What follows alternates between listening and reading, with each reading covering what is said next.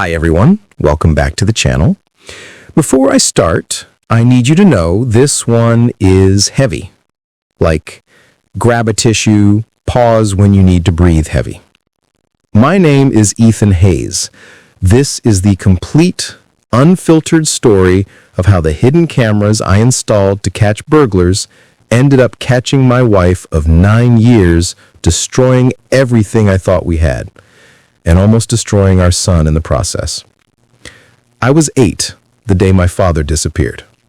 I came home from school to an empty house and a single note on the kitchen table in his handwriting. I can't keep drowning. I'm sorry. My mom found it an hour later.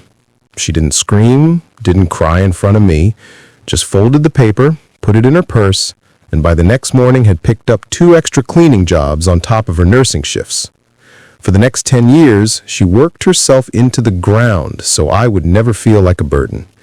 She was at every parent-teacher night with wet hair from the shower she took in the hospital locker room, at every soccer game, even when she fell asleep on the bleachers, at every birthday with a homemade cake because store-bought was too expensive for just us. I watched her sacrifice everything and still managed to smile when she tucked me in. That became my definition of love. Showing up no matter how tired you are, no matter how much it hurts. So when I met Claire Thompson at 26, I thought I'd found the female version of my mom's strength wrapped in kindness. She was the receptionist at a pediatric dentist's office, studying part-time for her early childhood education degree. She had this soft voice that made even the most nervous kids relax. And when she laughed, it was like the whole room got warmer. We dated for 3.5 years. I was grinding 70-hour weeks, climbing the corporate ladder at the investment firm, but every promotion felt like another brick in the fortress I was building for the family I hoped we'd have. Claire never complained. She'd bring me dinner when I worked late, leave little notes in my laptop bag. Proud of you. Come home soon. When I proposed on the beach at sunset, cliché, I know, she cried and said yes before I even finished the sentence. 6 months later, we were married. I was 30, senior VP, earning enough that she could quit her job the day we decided to start trying for a baby. She wanted to be a stay-at-home mom more than anything. I wanted to give her that gift my own mother never had. Lucas James Hayes was born on a rainy Tuesday in March, screaming his lungs out at 3:17 a.m. When the nurse placed him in my arms, I started sobbing like an idiot. I looked at that tiny red face and whispered the promise I had made to myself at 8 years old. I will never leave you. I will never make you feel like you're too much.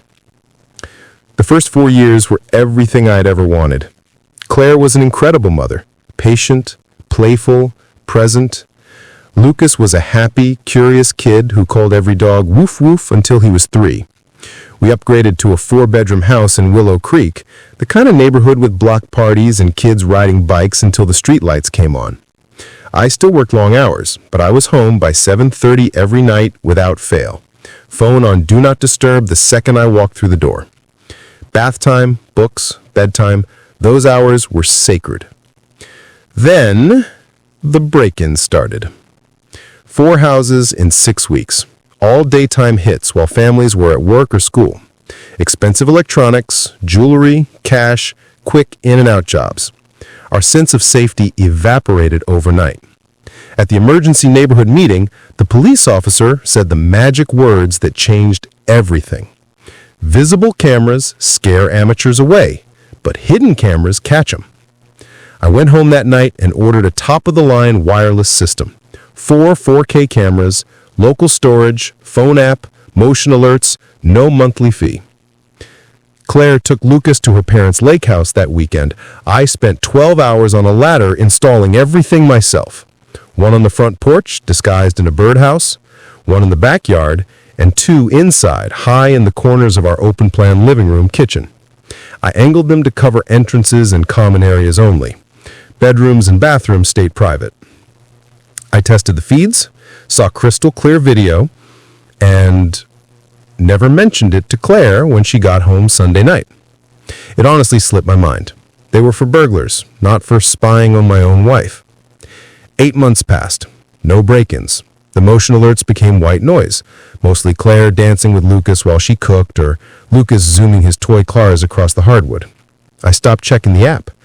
Then one random Friday in October, I got a new notification. Storage 99% full. Oldest files will auto-delete in 48 hours. I figured I'd clear space Saturday morning and maybe save a few cute clips of Lucas being Lucas. Saturday, October 14th, Lucas was in the playroom building the world's most complicated Lego airport. Claire was at the grocery store. I poured a coffee, locked my office door, opened the laptop, and started scrubbing through footage at 8x speed. The first few weeks were exactly what I expected. Claire folding tiny superhero underwear, Lucas helping pour orange juice and mostly spilling it, the two of them having picnic lunches on the living room rug. I was smiling like an idiot. Then I saw the car. Dark gray 2022 Toyota Camry, always the same one, pulling into our driveway 2 to 3 times a week between 12:45 and 3:30, the exact window when Lucas was at preschool and I was downtown. I paused, rewound, zoomed on the plates. Same car every time. Driver, tall, dark hair, early 30s, expensive watch, confident stride up my front walk like he'd done it 100 times. My stomach dropped. I switched to the interior feeds. The first clip was time-stamped Wednesday, June 28th, 1:12 p.m. Claire opened the front door wearing the sundress I'd bought her for our anniversary. The man, Mason, I'd learn later, stepped inside, dropped his keys on the console table like he lived here, and Claire immediately wrapped her arms around him and kissed him like she was starving. Not a quick hello kiss, a full-on, back against the wall, hands under clothes kiss. They stumbled towards the couch, already pulling at each other's shirts. I watched for 6 straight hours that Saturday, frame by agonizing frame. It wasn't one mistake. It wasn't even 10. It was a scheduled, passionate, 5-month-long affair happening in my house while I sat in meetings and texted Claire, "Hope you and Lucas are having a great day." They had routines. He'd text her when he was 5 minutes away. She'd check that Lucas's preschool pickup wasn't for another 2 hours. Then she'd light the same vanilla candle, put on the same Spotify playlist, the one she told me she only played when she missed me, and wait by the door like a teenager. Some visits, they barely made it past the entryway. Others, they had all the time in the world, slow, deliberate, laughing, talking, falling asleep on our couch, wrapped in the blanket I bought her for Christmas. I watched her trace circles on his chest the same way she used to do to me when we first got married. And then came the clips that destroyed whatever was left of my soul. 4 separate occasions when Lucas was home, 2 teacher in-service days and 2 when he was sick. Claire carried him upstairs, kissed his forehead, told him, "Mommy needs grown-up quiet time, okay, buddy? Play with your trucks," then locked his bedroom door from the outside with the child's safety cover. I watched my 4-year-old son realize he couldn't get out.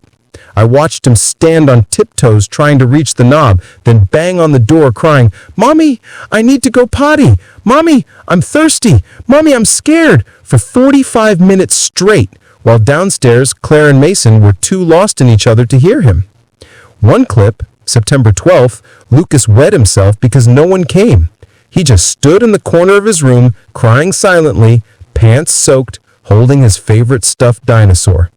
Claire finally came up at 2:47 p.m., saw the accident, sighed like it was an inconvenience, changed him quickly, and told him, "This is why we have quiet time, Lucas. See what happens when you don't listen?"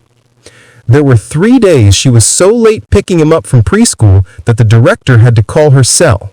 One day, the call went to voicemail because her phone was on the kitchen island, vibrating next to Mason's watch while they were occupied on the couch. Lucas sat on the preschool steps for 42 minutes waiting, backpack between his feet, looking up every time a car slowed down. I closed the laptop at 4:12 p.m. and threw up in my office trash can. Claire got home at 4:30 with groceries and a smile. "Hey babe, how was your day?" I stared at her and somehow managed to say, "Fine," without my voice cracking.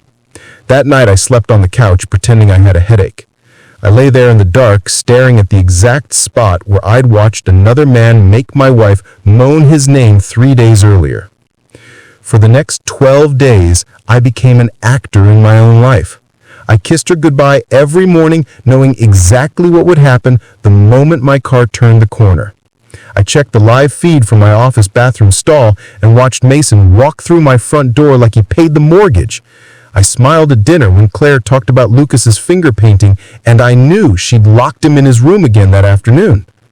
Every night, I added new clips to an encrypted folder titled Evidence.